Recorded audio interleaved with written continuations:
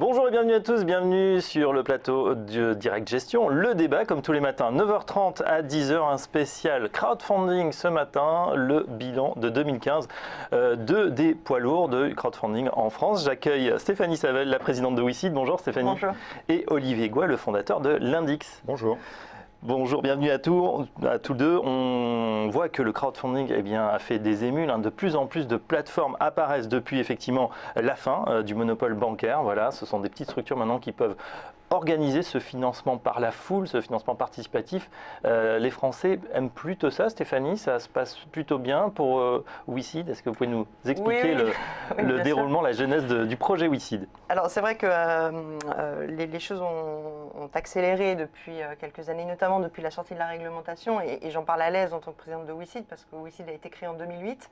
À l'époque, on était les premiers en equity crowdfunding, donc pour permettre à des particuliers d'investir en fonds propres, en actions dans des jeunes entreprises innovantes, et c'était un peu plus rude puisque le marché n'était pas encore suffisamment mûr, il y avait peu d'acteurs, c'était quand même un genre d'ovni dans le monde du financement. Complètement, et puis là du coup les banquiers qui avaient ce monopole, qu'est-ce qu'ils vous disaient? C'était compliqué. Il faut être un peu plus précis que ça. Sur l'investissement en capital que nous opérons chez WeSeed, les banques n'ont pas le monopole et les banques sont assez peu présentes sur ce marché. Elles financent assez peu en fonds propres les jeunes entreprises innovantes, c'est pas tellement leur rôle.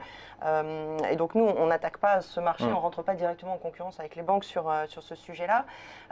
Et la réglementation de 2014, donc du 1er octobre 2014, a eu un grand mérite qui est de créer un statut officiel, régulé, encadré pour les plateformes, à la fois les plateformes de prêt, et c'est là que le monopole bancaire a été un tout petit peu entaché, on ne va pas dire qu'on l'a complètement bouleversé, mais c'est un cas. Et puis sur l'investissement en capital, on a eu un nouveau statut également de conseiller en investissement participatif. Et chez WeSeed, on a vraiment senti l'accélération parce que le fait d'avoir un statut régulé, c'est créateur de confiance vis-à-vis des particuliers, et les particuliers viennent de plus en plus sur la plateforme pour soutenir des entreprises innovantes, des jeunes entreprises en phase d'amorçage et qui proposent des projets de toute nature. Donc ça c'est pour le crowdfunding. Donc l'equity crowdfunding, c'est-à-dire on prend des parts dans l'entreprise, finalement on se met aux côtés, on devient soi-même business angel, c'est bien ça? Exactement, et c'est le pari aussi qu'on fait chez WeSeed avec cette volonté forte que nous avons de démocratiser l'investissement des particuliers et de faire en sorte que cet investissement en capital ne soit pas réservé justement aux business angels, mais soit accessible aussi aux particuliers qui a envie d'investir. Et de diversifier aussi, il n'y a pas que la bourse, il n'y a pas que les sociétés cotées. Portefeuille. On permet à des particuliers d'investir à partir de 100 € sur WeSeed, donc de devenir actionnaire d'une jeune entreprise innovante à partir de 100 €. Il n'y a pas de maximum, on accepte aussi des gros tickets, il y a des investisseurs qui mettent des montants importants jusqu'à 200 000 €. Il y a un élément que vous avez évoqué qui est extrêmement important, c'est la diversification. On est sur un investissement risqué. Ce n'est pas le crowdfunding en soi qui est risqué, c'est le fait qu'on investit dans des entreprises en phase d'amorçage. Et donc, il faut leur laisser le temps de faire leurs preuves. C'est ce qu'on appelle le capital risque, qui est une activité en soi risquée. Et donc, pour ça, il faut absolument diversifier son portefeuille sur différents projets, sur différentes natures de projets. Alors, on va y revenir pour l'equity crowdfunding. Olivier Goy, vous vous êtes lancé plutôt dans le crowdlending. Expliquez-nous la différence. Alors la différence, c'est qu'on ne devient pas actionnaire d'une entreprise comme sur WeSeed, mais on devient banquier de l'entreprise, c'est-à-dire on prête de l'argent à l'entreprise. Donc là, effectivement, notre activité était strictement interdite. Il y avait en France un monopole bancaire strict, c'est-à-dire que le fait de prêter de l'argent à une entreprise, ça vous emmenait tout simplement par la case prison et amende. Donc c'était très clair. Là, on n'a pas trop envie de démarrer. Non, c'est pas le meilleur moyen de commencer dans la vie. Donc en revanche, depuis le mois d'octobre 2014, comme le soulignait tout à l'heure Stéphanie, il y a une ouverture dans le monopole bancaire. Cette ouverture, il y a deux limites, effectivement. La première, c'est qu'une entreprise, quand elle souhaite emprunter sur une plateforme comme Lendix, elle ne peut pas emprunter plus d'1 million d'euros. C'est la première limite qui a été mise. C'est pas mal quand même déjà 1 million d'euros. Ah oui, c'est beaucoup d'argent. Vous l'avez dit d'ailleurs dans votre édito, hein, ça nous permet de toucher des entreprises comme Saint-Cassec ou Alain Ducasse. Donc on peut monter très haut en termes de taille d'entreprise. C'est même une surprise pour nous. On ne pensait pas attirer des entreprises de cette taille-là. Et puis la deuxième limite, et qu'on trouve très bonne, ça peut vous paraître surprenant, mais c'est qu'en particulier donné, quand il prête de l'argent à une entreprise, il ne peut pas mettre plus de 1 000 € à la fois. Il peut faire un nombre illimité de projets, mais pas plus de 1 000 € à la fois. Alors pourquoi je trouve ça bien? Je trouve ça bien tout simplement parce que ça pousse les particuliers à diversifier leurs investissements. Et je pense que quand on prête de l'argent à une entreprise, il n'y a rien de tel que diversifier. C'est effectivement du prêt, c'est moins risqué que du capital, mais ça nécessite néanmoins une grande diversification dans son investissement. Est-ce qu'il faut être un expert justement aujourd'hui pour investir avec l'Index? Quand on voit sur la plateforme, ça a l'air très simple. On imagine que c'est vous qui faites en amont la sélection de l'entreprise à laquelle nous, on fait un vous allez énorme prêter. filtre. On fait un énorme filtre forcément sur les entreprises que l'on présente sur la plateforme. Pour vous donner une idée, on a reçu plus de 500 millions d'euros de demandes de financement pour en traiter 11. Donc pourquoi il y a eu autant de demandes de financement et aussi peu finalement on peut penser de financement réalisé? Tout simplement parce qu'au début il faut qu'on explique ce que l'on fait. Ce qu'on explique ce que l'on fait, ça veut dire quoi? Ça veut dire qu'aujourd'hui on finance des entreprises qui font minimum 500 000 euros de chiffre d'affaires et qui sont rentables. Aujourd'hui on a eu un afflux énorme de start-up qui ne faisaient pas forcément la différence entre le capital et le prêt.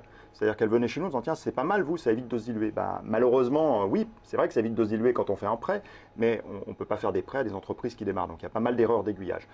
Donc voilà, donc nous on fait un énorme filtre, c'est la première chose. La deuxième chose qui est très importante, parce que même si on fait un filtre, on peut toujours nous accuser d'avoir un filtre qui est trop lâche, parce qu'on a une incitation à faire du volume, très clairement, vous l'avez dit dans votre édito, toutes les plateformes se battent à qui fera le plus de volume.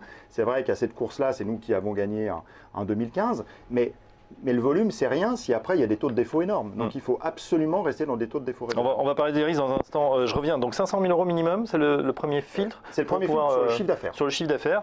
Ça veut dire que voilà, on est start-up. On va plutôt à ce moment-là, si on est start-up, aller voir WeSeed pour dire voilà, WeSeed, on démarre. On sent que c'est la petite pousse, là, la jeune pousse qui a besoin voilà, d'être arrosée. Donc de financement, on ne fait pas encore 500 000. Si, on peut reprendre sur le papier. Mais... On peut faire. C'est vrai que la chaîne assez classique du financement, c'est que les startups aux premières années de leur vie et qui, quand elles ne génèrent pas encore de chiffre d'affaires, s'adressent plutôt à de l'equity crowdfunding, donc en l'occurrence à WeSeed. Et c'est vrai qu'on a aussi un filtre et un taux de sélection qui est extraordinairement fort sur WeSeed, pour les mêmes raisons qu'évoquait Olivier. On a besoin de sécuriser les investissements et donc d'être très sélectif sur les projets pour ne pas emmener les investisseurs dans des projets qui seraient trop risqués. On a reçu en 2015 à peu près 1000 projets de demande de fonds d'entreprise et on en a financé 4 à 5%. Donc il y a un vrai filtre qui s'opère et que nous, on fait nous-mêmes en interne et on associe notre communauté à ça. Et donc la logique, c'est effectivement pour ces startups de venir chercher des fonds en capital sur WeSeed. Ce qui n'empêche pas ensuite qu'une fois qu'elles ont développé leur chiffre d'affaires et suffisamment de business, elles puissent aller se financer sur des plateformes comme l'Index. D'accord, on démarre sur WeSeed et ensuite on peut aller voir l'Index pour continuer son développement. Alors, éventuellement. Oui, on peut avoir bien sûr ce parcours-là, mais je dirais même qu'on finance des entreprises, quand un investisseur rentre en... C'est des logiques vraiment très différentes. En fait, on est là, c'est autour d'une même table parce qu'on relève d'une réglementation qui est née en même temps, ça relève du crowdfunding, du financement par la foule au sens large, mais c'est des logiques assez différentes. C'est-à-dire que, pour vous illustrer ça par un exemple, quand quelqu'un devient actionnaire d'une entreprise, qu'il espère, c'est faire une plus-value. Donc il faut que ce soit une entreprise quand même de croissance, qu'elle soit très jeune ou qu'elle soit moins jeune. Elle peut être rentable et de forte croissance. Nous, on finance également des entreprises qui n'ont pas de croissance. Alors vous allez me dire, vous êtes fou, non? Parce que quand on finance un restaurant en Lozère, on a eu ce cas sur l'Index, le restaurant, on ne peut pas vendre qu'il va doubler son chiffre d'affaires dans les 5 prochaines années. Ce n'est absolument pas le cas. Par contre, ce restaurant est rentable, il va continuer d'être rentable, c'est notre pari, et donc il va avoir une capacité à rembourser un emprunt. Donc on peut avoir des entreprises qui ne sont pas forcément des entreprises ambitieuses sur une plateforme comme l'Index, ce qui est très différent dans l'equity, où un actionnaire, il demande à financer des entreprises ambitieuses, à minima sur le papier. Après, dans la réalité, on voit, mais à minima sur le papier, on doit être ambitieux. Nous, on finance tout type d'entreprises. Il y a des entreprises de forte croissance, rentables, et il y a des entreprises sans croissance, mais rentables. Donc ce qui fait que dans la diversité des dossiers qu'on a traités, c'est extrêmement large. Ça va d'entreprises de 3 à 1800 salariés, de 500 000 euros de chiffre d'affaires à 200 millions. Mais elles ont toutes un point commun, c'est qu'elles font toutes de l'EBITDA positif, du résultat d'exploitation. Du résultat. Merci, on parle. On est émission boursière, là, on est émission boursière. C'est vrai.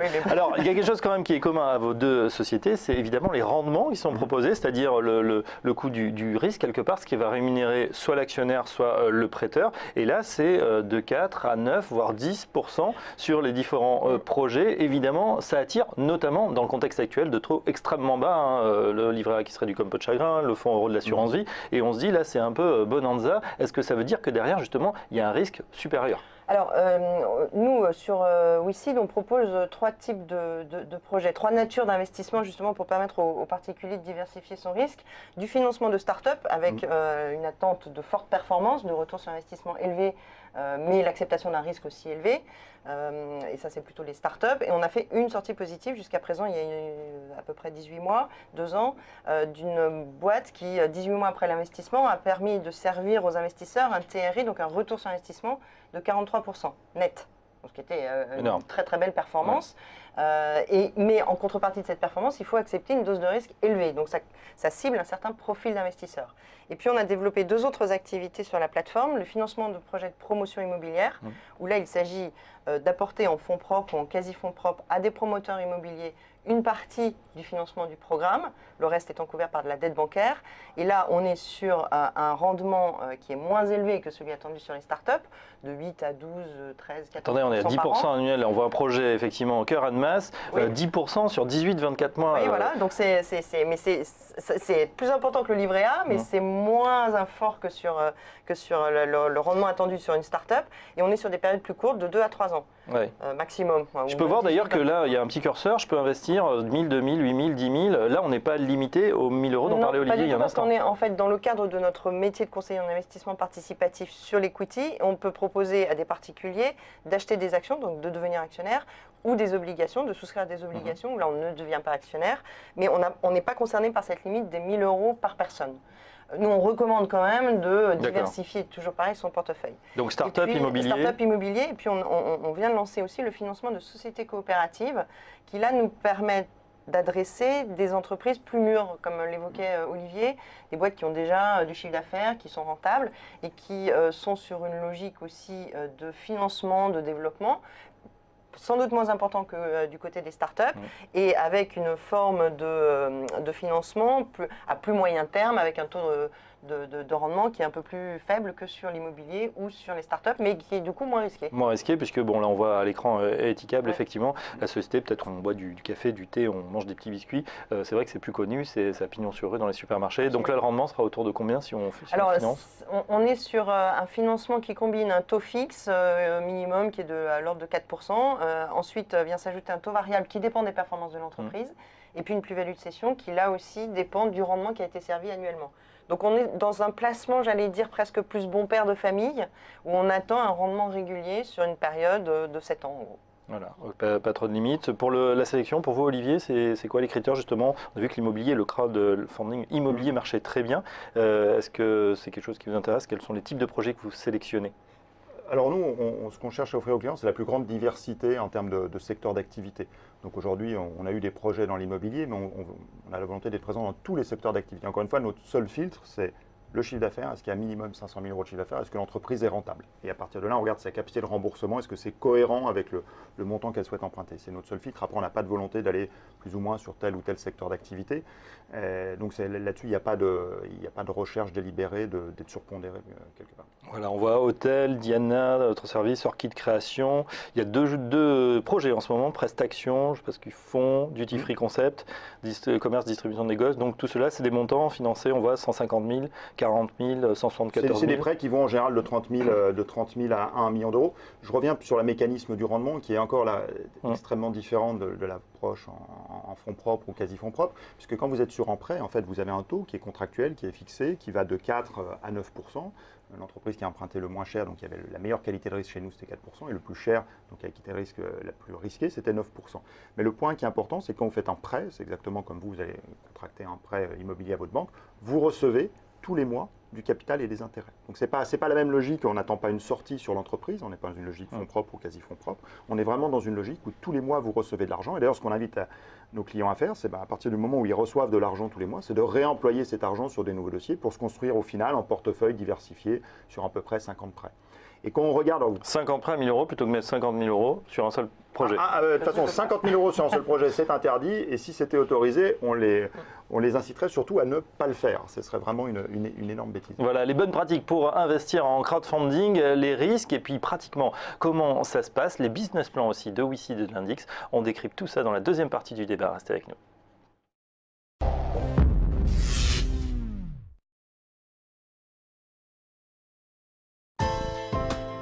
Téléchargez gratuitement l'application sur votre mobile iPhone, Android et sur iPad. Profitez des recommandations et des analyses de nos spécialistes en direct.